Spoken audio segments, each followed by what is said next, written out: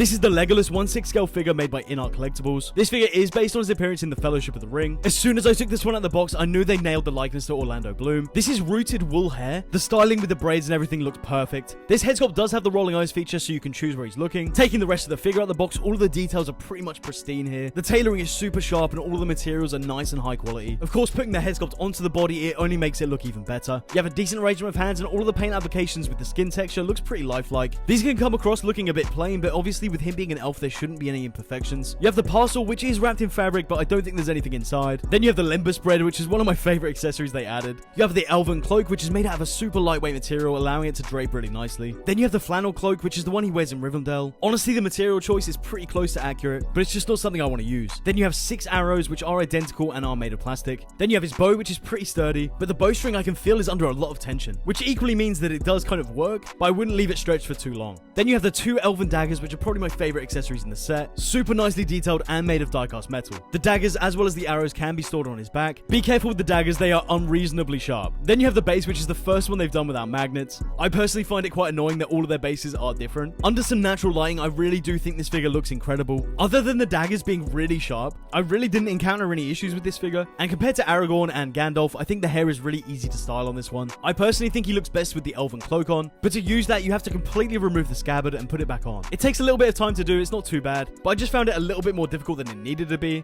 and I wouldn't recommend doing it over and over again because I can see how it could get damaged. Overall, the Fellowship is coming together slower than I'd like, but the quality of their figures is just getting better and better to me. I think it's another great addition to the line. What do you guys think though? What's the best Lord of the Rings figure from Inart so far?